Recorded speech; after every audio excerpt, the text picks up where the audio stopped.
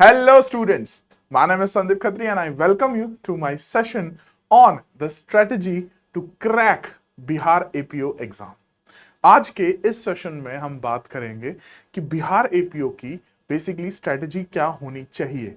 सबसे पहले बात करेंगे एग्जाम के पैटर्न पे, फिर बात करेंगे आपके सिलेबस पे और लास्ट में बात करेंगे टिप्स एंड ट्रिक्स पे। तो students, without wasting a second, let's begin with this session. Students, जब हम बात करते हैं बिहार एपीओ की, तो सबसे पहले तो मैं आपको ये बता दूं कि इस साल विच इज 2024 में आप एक्सपेक्ट कर सकते हो इस एग्जाम को। ठीक है, जो आपका पिछला एग्जाम हुआ था उसमें आपकी बहुत सारी सीट्स आई थी और इस बार भी यही उम्मीद है कि आपको बहुत सारी सीट्स देखने को मिलेंगी और ये आपको जो है यूजुअली 2024 में ही आपकी नोटिफिकेशन आपके सामने आ जाएगी। अब मैं आपको एक चीज और बता दूं, द मेजर मिस्टेक जो कि स्टूडेंट्स के द्वारा की जाती है और वो ये कि let's wait for the notification. अगर आप इंटरेस्टेड हैं बिहार में, बिहार जुडिशरी में, बिहार, तो आपको बिहार एपीओ भी जरूर देना ही चाहिए, क्योंकि अगर आप प्रिपेयर कर रहे हैं यूपी के लिए, बिहार के लिए, तो ऑलमोस्ट उसी में आपका जो है Bihar APO by default prepare हो जाता है। कुछ स्पेशल लॉज हैं जो आपको अलग से पढ़ने पड़ते हैं, but majority of the concepts आपके उसी में कवर अप हो जाते हैं। तो इन शॉर्ट, नोटिफिकेशन आपकी आने वाली है। अब बात कर लेते हैं कि इसकी तैयारी कैसे की जा सकती है। सबसे पहले पैटर्न ऑफ द एग्जाम। तो जब हम पैटर्न के बारे में बात करते हैं तो स्टूडेंट्स, बिहार एपीओ के तीन आपकी स्टेजेस हैं। सबसे पहला आपका पीटी एग्जामिनेशन जो कि ऑब्जेक्टिव टेस्ट होता है, दूसरा आपका mains examination which is completely subjective, and third is your interview which is basically your personality test. अगर मैं इसी को कंपैरिजन करूं विद राजस्थान एपीओ, तो वहां पर आपको इंटरव्यू देखने को नहीं मिलता है। अब बात करते हैं इसके सिलेबस की, क्या क्या चीजें आपको पढ़नी होंगी एंड सो ऑन। तो सबसे पहले आ जाते हैं हम अपने पीटी एग्जाम पे। तो पीटी एग्जाम में आपको दो पेपर अलग अलग देखने को मिलेंगे। ठीक है, अब एक पेपर होगा आपका जनरल स्टडीज का, एक पेपर होगा लॉ का। दोनों में आपको टोटल 100 क्वेश्चन ही देखने को मिलेंगे, लेकिन जो मार्क्स की वेटेज होगी, यहां पे 100 मार्क्स है और यहां पे 150। तो आपका जो टोटल मार्क्स हो गया वो हो गया 250। यहां पे आपकी टाइम ड्यूरेशन भी गिवन है, दैट इज 2 आवर्स, तो टोटल 4 आवर्स। तो ये 250 मार्क्स का जो है आपका बेसिकली पीटी एग्जामिनेशन रहता है। अब इसमें सबसे पहले बात कर लेते हैं पेपर 1 की, जनरल स्टडीज की, जो कि यूजुअली एक डिसाइडिंग फैक्टर होता है, क्योंकि लॉ का सिलेबस कम है, सिर्फ आपके मेजर क्रिमिनल लॉज और कुछ स्पेशल लॉज ही सिलेबस में रहते हैं। तो जो फाइट होती है वो होती है जनरल स्टडीज के पेपर में। और जनरल स्टडीज को पढ़ते हुए लॉ स्टूडेंट्स को कैसा फील होता है, दैट आई कैन अंडरस्टैंड। जब आपको ancient history, modern history, medieval history, geography and so on, current affairs, ये सारा कुछ पढ़ना पड़ता है। See, you can't change the rules, so if you want to play the game you have to go with that only, which means कि आपको general studies पढ़ना पड़ेगा। अब बात कर लेते हैं यहीं पे, सर जनरल स्टडीज पढ़ें कैसे। अगर मैं इसके सिलेबस के बारे में बात करूं तो ये आपका सिलेबस है, जिसमें important rivers of Bihar, major geographical divisions, history of Bihar and India, ये ज्योग्राफी ऑफ बिहार, तो इन शॉर्ट की आपका बिहार स्पेसिफिक भी यहां पे थोड़ा सा ज्यादा होगा। Current affairs and general knowledge, national और international affairs, general science, Indian economics and so on. तो ये आपका जो है मोटा मोटा सिलेबस है। अब अगर हम बात करें इस सिलेबस को कवर कैसे किया जाएगा, how one can prepare for this, that is the bigger question. तो स्टूडेंट्स, जब हम इस सिलेबस के बारे में बात करते हैं तो आपको as far as your history is concern, you can refer NCERTs. ठीक है, एनसीईआरटी की ऐसी बुक्स हैं जो कि अगर आप यूपीएससी के लिए प्रिपेयर कर रहे हो, एसएससी के लिए प्रिपेयर कर रहे हो, जुडिशरी के लिए प्रिपेयर कर रहे हो, और फॉर एनी कॉम्पिटेटिव एग्जाम, वो आपका फर्स्ट स्टेप होना चाहिए। और ज्यादातर स्टूडेंट्स का जिनका की वीक एरिया है जनरल स्टडीज, उनको तो मेरे हिसाब से स्टार्ट ही एनसीईआरटी बुक से ही करना चाहिए। अगर आपको, और आजकल जो है मार्केट में बहुत सारी ऐसी स्मार्ट बुक्स भी आ गई हैं जो कि 6 to 12 आपकी एनसीईआरटी आपको हिस्ट्री फॉर्म में मिल जाएगी एंड सो ऑन, तो आप उनसे भी गो थ्रू कर सकते हैं। But NCERT is must, that is the very first basic step. इसके साथ साथ आप लूसेंट प्लस घटना चक्र को भी रेफर कर सकते हैं। अगर आप ये 3 पॉइंट्स कवर अप कर लेते हैं तो बहुत हद तक आपके बेसिक जो क्वेश्चंस हैं, बेसिकली जब आप एग्जाम में बैठेंगे इन तीनों को पढ़ के, तो जो क्वेश्चंस आपके सामने आएंगे तो you will not get a surprise कि ये तो बिल्कुल ही समझ में नहीं आ रहा है कि ये सवाल इन्होंने कहां से पूछ लिया। You can easily handle those questions. Again एक और जो सबसे मेजर प्रॉब्लम है with this area and that is कि इसका स्कोप अनलिमिटेड है। अब आप हिस्ट्री कितना भी पढ़ लें, ठीक है, आप फॉर दैट मैटर आप ज्योग्राफी कितना भी पढ़ लें, आप सर्कल नहीं बना सकते हैं। जैसे अगर मैं बात करूं कि अच्छा मुझे पॉक्सो एक्ट पढ़ना है, तो अच्छा ये इतने सेक्शंस हैं, इतने चैप्टर्स हैं, तो ऑलमोस्ट 99% अगर कोई केस लॉ की अगर हम बात वहां पे ना करें तो 99% चांसेस है कि वहीं से सवाल आ जाएगा। But that is not the case with GS. आपकी जो जनरल स्टडीज है उसके लिए आपको मेक श्योर करना होगा कि आप डेली बेसिस पे उसकी तैयारी कर रहे हैं, डेली बेसिस पे उसको पढ़ रहे हैं, क्योंकि दिस इज समथिंग जितना पढ़ो उतना कम। अब अगर मैं आपको बात करूं करंट अफेयर्स की, तो आप क्या कह सकते हो कि okay this one particular magazine आप कवर अप कर लोगे तो सारा करंट अफेयर्स आपका कवर अप हो जाएगा? And the answer is again no. ठीक है, अब बात कर लेते हैं करंट अफेयर्स की। उसके लिए आप कैसे रेफर कर सकते हो? देखिए, जब हम करंट अफेयर्स के बारे में बात करते हैं तो what you can do for current affairs is कि एक आप ईयरली मैगजीन को रेफर कर लीजिए और एक आप मंथली मैगजीन को। अब वो ईयरली और मंथली आपकी कोई भी मैगजीन हो सकती है, बहुत सारे पब्लिकेशंस है, ऑलमोस्ट सब सेम पेज पर ही है, बहुत ज्यादा मेजर डिफरेंस किसी में नहीं है। लेकिन अगर आप एक ईयरली और एक मंथली मैगजीन को डेली बेसिस पे फॉलो अप कर रहे हैं तो इजीली आप करंट अफेयर्स पे भी बहुत हद तक पकड़ बना लेंगे। ठीक है जी, चलिए अब आगे बढ़ते हैं। अब आते हैं जी मेन एरिया पर, that is your paper 2 which is law. अब यहां पे सबसे पहला सवाल तो ये बनता है कि सर लॉज कौन से पढ़ें, ओल्ड क्रिमिनल लॉज पढ़ें या न्यू क्रिमिनल लॉज पढ़ें? देखिए, ये एक ऐसा सवाल है जिससे पर्दा तो तभी उठेगा जब नोटिफिकेशन आएगी, without any doubt. But I think कि ज्यादातर चांसेस हैं कि आपके एग्जाम में न्यू लॉज ही आएंगे, most probably you can see that.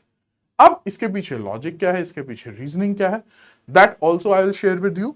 The reasoning is कि क्योंकि जो लॉज रिपील हो चुके हैं और अब तक जो है नोटिफिकेशन आपकी नहीं आई है, तो जो चांसेस हैं वो यही हैं कि अब आपके न्यू क्रिमिनल लॉज ही पूछे जाएंगे। तो जिन्होंने अभी तक ओल्ड क्रिमिनल लॉ या न्यू क्रिमिनल लॉ पढ़े ही नहीं है, उनके लिए सजेशन रहेगा कि आप सीधा आइए और न्यू क्रिमिनल लॉज ही पढ़िए। जिन्होंने ओल्ड क्रिमिनल लॉज पढ़े हुए हैं, जिनको लगता है कि सर हमारी तो एक्सपर्टीज है, तो लेट मी टेल यू आपको बहुत ज्यादा डिफिकल्टी नहीं होगी। अगर मैं बात करूं भारतीय साक्ष्य अधिनियम की तो बहुत ही माइनर चेंजेस हैं। अगर मैं बात करूं भारतीय न्याय संहिता की तो कुछ एडिशनल जो है आपके ऑफेंसेस ऐड कर दिए गए हैं, पनिशमेंट्स बढ़ा दी गई हैं और सेक्शंस नंबर जो हैं आपके थोड़े से आपको दोबारा से याद करने होंगे। That is the major change.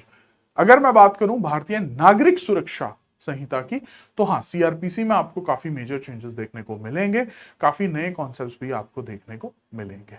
तो अगर मैं भारतीय नागरिक सुरक्षा को साइड में कर दूं तो मोस्ट प्रोबेबली तो आपको बहुत ज्यादा डिफरेंस बाकी दो क्रिमिनल लॉज में देखने को नहीं मिलता है। और इवन अगर सीआरपीसी की बात करूं तो जो बेसिक्स हैं वो चेंज नहीं हुए हैं। जब आप पढ़ेंगे, जो मैं आपको ये एक्सप्लेनेशन दे रहा हूं वो इसलिए दे रहा हूं to give you that confidence कि ये किसी भी तरीके से आप ये कहो कि अरे मेरा तो सारी पढ़ाई खराब हो गई, वो सारी पढ़ाई मेरी वेस्ट हो गई।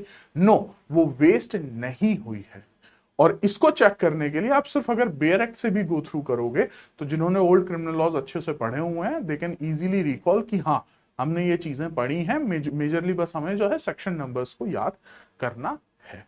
ठीक है जी, तो अभी के लिए मैंने यहां पर जो है आईपीसी एविडेंस और सीआरपीसी लिखा हुआ क्योंकि because this is basically on the basis of your previous year, जो आपका प्रीवियस एग्जाम हुआ था उसी के बेसिस पे। बट अभी के लिए आप नोटिफिकेशन को रेफर करोगे। इसके अलावा जो अदर आपके स्पेशल क्रिमिनल लॉज हैं, मुझे नहीं लगता इनमें कोई चेंजेस आपको देखने को मिलेगा, so that they will remain the same. ये आपके माइनर लॉज हैं, बहुत ज्यादा इसमें सेक्शंस नहीं है, बट अगेन यहां से भी आपके क्वेश्चंस फॉलो करेंगे, नो डाउट। ये आपका मेजर एरिया है, this is your minor area, both are important for your exam point of view. अब आ जाते हैं जी मेंस एग्जाम पे। तो मेंस एग्जाम में आपको देखिए जनरल स्टडीज आपको मेंस में भी मिल रही है, यहाँ पे आपको हिंदी और इंग्लिश लैंग्वेज भी मिल रही है। ये आपके वही क्रिमिनल लॉज हो गए और आपके ये अदर लॉज हो गए। तो यहाँ पे जो एडिशनल आपको देखने को मिलता है that is Hindi language and English language. अब एक चीज और मैं आपको बताना चाहूंगा जिस पे आप फोकस कर सकते हो, जनरल स्टडीज। बहुत सारे स्टूडेंट्स ये मिस्टेक करते हैं, यूपी में भी, यूपी जुडिशरी में भी, बिहार जुडिशरी में भी, यूपी एपीओ में भी और बिहार एपीओ में भी। इन चारों में एक कॉमन मिस्टेक होती है और वो ये कि जब वो पीटी के लिए प्रिपेयर करते हैं तो वो कहते हैं हम अपना लॉ का पेपर इतना स्ट्रांग कर लेंगे कि उसी में मार्क्स ज्यादा से ज्यादा स्कोर कर लेंगे और हमें जीएस नहीं पढ़ना पड़ेगा। वैसे तो ये अपने आप में ही बहुत ही रिस्क वाला फैक्टर है, बट स्टिल अगर किसी का लॉ बहुत ज्यादा स्ट्रांग है तो चलो मैं प्रोबेबिलिटी मान लेता हूं कि आपने पीटी एग्जाम निकाल लिया, बट मेंस का क्या करोगे? That is going to be a big problem. इसका मतलब ये है द कंक्लूजन इज कि आप इस सब्जेक्ट से नहीं भाग सकते हैं। Right, you have to face this. ठीक है, आपको पढ़ना पड़ेगा। और टू सम एक्सटेंड या अगर मैं बात करूं तो जनरल स्टडीज ऐसा सब्जेक्ट नहीं है जो कि आप ये कहोगे कि कोई आपको पढ़ा दे। दिस इज समथिंग कि आपको इंटरेस्ट लेके बुक्स आपको रेफर की जा सकती हैं, उन बुक्स को उठाकर आप पढ़ें और अपने नोट्स डेली बेसिस पर बनाएं। द थिंग इज कि इसको अंडरलाइन करने का रीजन यही है कि जनरल स्टडीज आपका पीछा नहीं छोड़ने वाला है और अगर आपने इसको इग्नोर किया तो ये मेंस में आपको बहुत ज्यादा परेशान करेगा और लगभग आपको इसी के बेसिस पे, क्योंकि दिस इज 100 मार्क्स, आपको एग्जाम से बाहर, जो एग्जाम की रेस है उससे बाहर कर देगा। ये आपका हिंदी और इंग्लिश का वो है। हिंदी और इंग्लिश में आपके क्या क्या पूछे जाते हैं? Letter writing, precise writing, essay writing, summary writing and so on, Hindi और इंग्लिश के लिए। अब आ जाते हैं जी इस सेशन के लास्ट टॉपिक पे, एंड दैट इज कि कौन से टिप्स एंड ट्रिक्स आप जो है मुझसे ले सकते हो और अपनी प्रिपरेशन में इंक्लूड कर सकते हो। सबसे पहला, don't wait for the notification, which means कि जब नोटिफिकेशन आएगी तब पढ़ना स्टार्ट करेंगे, जब नोटिफिकेशन आएगी तब आपका रिवीजन स्टार्ट होना चाहिए, ना कि preparation. Prepare for Bihar judiciary exam simultaneously, even Bihar और मैं कहूंगा इवन यूपी के लिए भी। ठीक है, यूपी और बिहार का बहुत अच्छा कॉम्बो बनता है।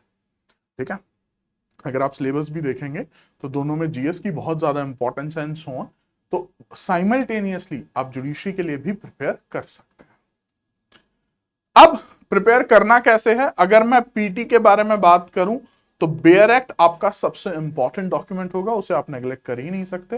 Bare act in the sense, जब आपके सिलेबस में लिखा हुआ है कि पोक्सो एक्ट आएगा तो what do we mean by that? POCSO act मतलब उसका बेयर एक्ट, और उसमें जितने चैप्टर्स हैं, जितने सेक्शंस हैं, जो भी कॉन्सेप्ट्स गिवन है वो सारे आपके इंपॉर्टेंट हैं। Refer one textbook for major laws, सिर्फ मेजर लॉस के लिए आपको एक टेक्स्ट बुक रेफर करनी है। ठीक है, माइनर लॉस के लिए आई विल नॉट सजेस्ट कि आपको बुक रेकमेंड जरूरी है। ठीक है, अगर आप बेयर एक्ट रीडिंग भी अच्छे से कर लेते हैं तो you can easily cover that. Make your own notes for the purpose of revision for your PT, mains और इंटरव्यू के रिवीजन के लिए आप अगर अपने आप से हाथ से नोट्स बनाएंगे तो वो आपको ज्यादा बेनिफिट करेगा। केस लॉस पे आपको फोकस करना है और इसमें ज्यादातर आपके लैंडमार्क केसेस का जो है उसका रोल जो है काफी इंपॉर्टेंट हो जाता है। यहाँ पे मैं एक चीज और कहना चाहूंगा कि अगर आपको पैटर्न देखना है जो कि बहुत ही डायरेक्ट क्वेश्चंस आते हैं बिहार एपीओ में, तो आप प्रीवियस ईयर क्वेश्चंस भी देख सकते हैं जिसमें आप देखेंगे कि डायरेक्ट सेक्शन नंबर या बेसिक कॉन्सेप्ट आपसे पूछे जा रहे हैं। अगर आप एक जुडिशरी एस्पिरेंट है और ऑलरेडी कुछ जुडिशरी एग्जाम दे चुके हैं तो जब आप उस बिहार एपीओ के पीवाईक्यू को देखते हैं तो आपको बहुत ही ईजी लगेगा in comparison to judiciary. Reason, syllabus कम है, डायरेक्ट क्वेश्चंस है एंड सो ऑन। उसके बाद हम सॉल्व एमसीक्यू, जितने ज्यादा आप एमसीक्यू सॉल्व कर सकते हैं, ठीक है, for your PT. Do mains answer writing, ये आपके मेंस एग्जाम के लिए है। Work on GS paper on daily basis. ठीक है जी, ऐसा ना हो कि आप सोचें कि अरे वो एक महीना आएगा या 10-15 दिन में मैं अपना जीएस स्ट्रॉन्ग कर लूंगा। This is not how things work. Work on language paper, Hindi और इंग्लिश पर भी आप अगर डेली बेसिस पे ही थोड़ा बहुत भी 30 मिनट्स भी अगर आप कुछ ना कुछ रोज एक कॉन्सेप्ट या कुछ ना कुछ एक रिटर्न राइटिंग प्रैक्टिस कर लेते हैं, that is more than sufficient. तो वो थोड़ा थोड़ा थोड़ा थोड़ा करके बहुत कुछ अब तक आपकी जो है प्रिपरेशन बाय डिफॉल्ट हो जाएगी। तो स्टूडेंट्स, ये थी हमारी strategy session of Bihar APO exam. अब एक बार इस पूरे सेशन को हम कंक्लूड कर लेते हैं। तो सबसे पहला, नोटिफिकेशन इज एक्सपेक्टेड सून। इसी साल के एंड तक आपको नोटिफिकेशन देखने को मिल सकती है। सबसे पहला काम क्या करना है, आपको आपके सिलेबस पे फोकस करना है, जो कि मैंने आपको यहां पर दिखाया। उस सिलेबस के साथ साथ आप रेफर कर सकते हैं previous year questions, and you can start your preparation now. So that's it from my end as of now. See you in my next video. Till then, yes, it's time to say